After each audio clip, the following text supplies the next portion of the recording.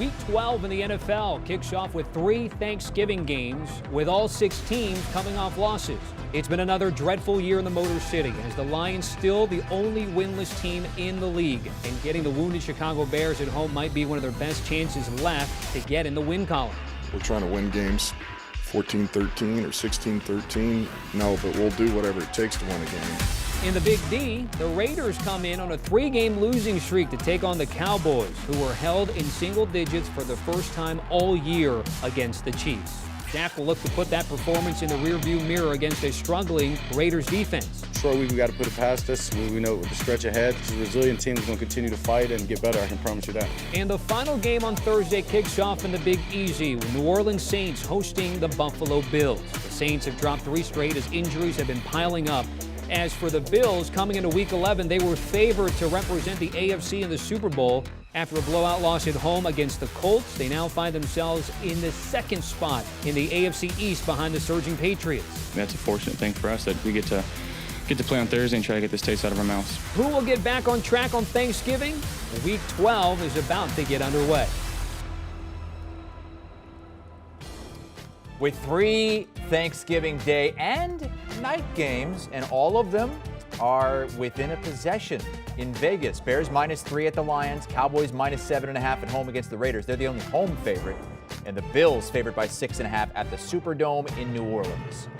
Charles Davis is going to be calling Patriots Titans Sunday on CBS, but he's going to have a chance to watch all 3 Thanksgiving games like the rest of us. Let's start with the very first one, go chronological here.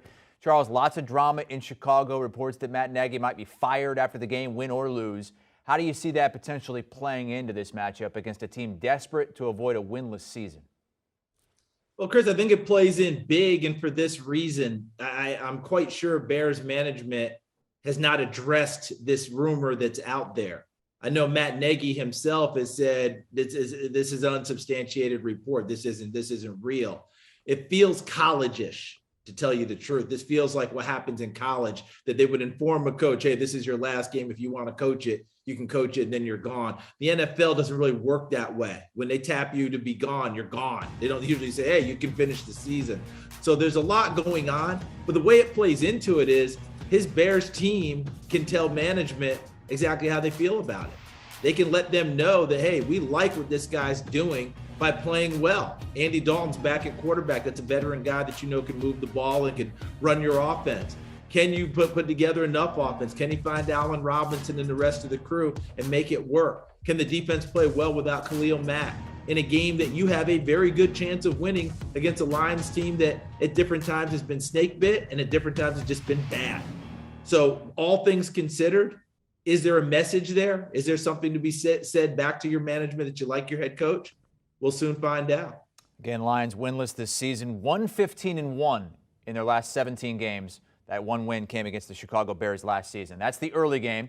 And on CBS, the middle game, 4:30 Eastern time in Dallas, Cowboys Raiders. You've seen Vegas firsthand a bunch this season. How do they end that 3-game skid and upset the Cowboys? Well, I think that, they're a team that wanted to be constructed to be a run-first team and have Derek Carr throw off a play action and utilize things that way. But they quickly have morphed into a team that's going to throw it some more and occasionally mix in the run because they just don't feel like they can do things with their offensive line to run the ball. But Alex Leatherwood, their first-round pick at tackle, who's moved inside to guard, he's massive, big-time size guy, does a better job going forward than he does retreating and pass protecting. Then you got Brandon Parker, the right tackle, another big, strong, physical guy. Andre James, who was a left tackle at UCLA, playing in the middle, playing in the pivot at center. John Simpson, a big, strong, physical guy. Can they get these guys going? Colton Miller, I think, is one of the better left tackles in the game, but he's kind of saddled with what's going on there. But they need to get moving with Josh Jacobs, who's known as a guy who not only gets through the first and second level, but wins with contact. He runs through contact, gets extra yards. We haven't seen that from him this year. We haven't seen that offensive line move people to give him a chance. Averaging just 84 yards a game on the ground this season. That is 5th worst in the NFL. Charles, take a deep dive into the running issues that the Raiders have, specifically with Josh Jacobs.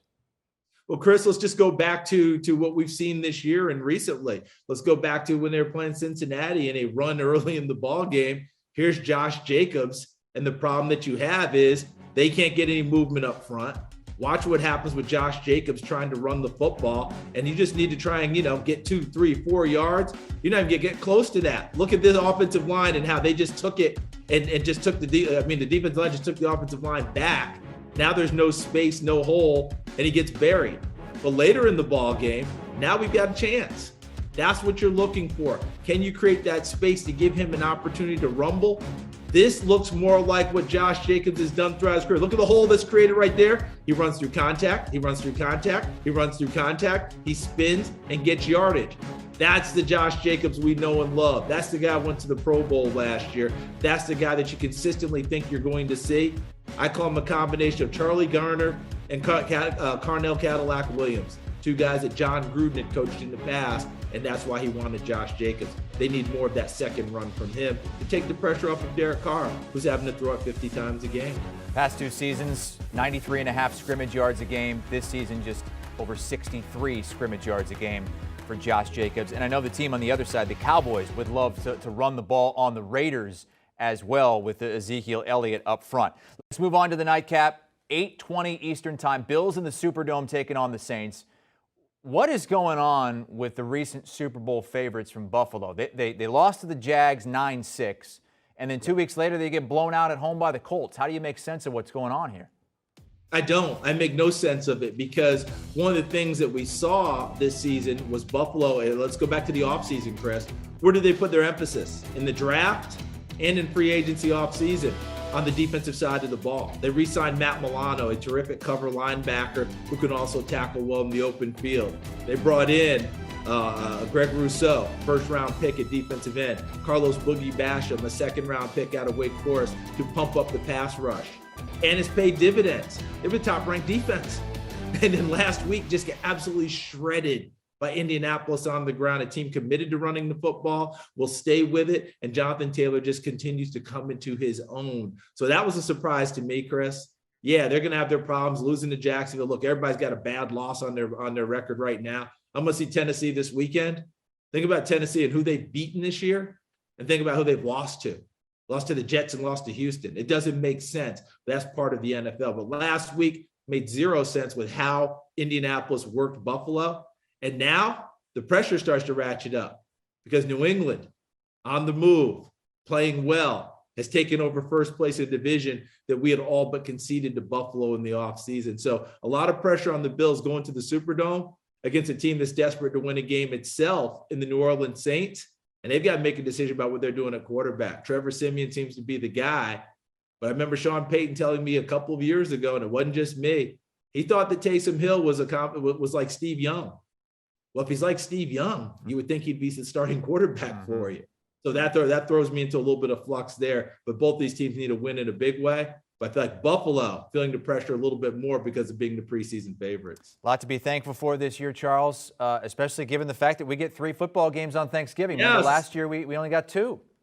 We'll take the 3 every single time. Just think about the kids who think it's always been 3. You and I grew up on 2. Yeah, so to get a 3rd one, I'm really excited about that. So happy Thanksgiving to you, Amanda, and all my friends there at CBS HQ. Happy Thanksgiving to you as well, Charles. Safe travels to New England. He's got the Patriots and Titans coming up this weekend. These are the Thanksgiving games. Bears, Lions. Detroit has won just 5 of their last 20 Thanksgiving games. Do you want a sports network that delivers everything that matters about the game? The highlights, the picks, the instant analysis, no yelling, no fake debates, no politics. Hit the subscribe button and never miss a moment.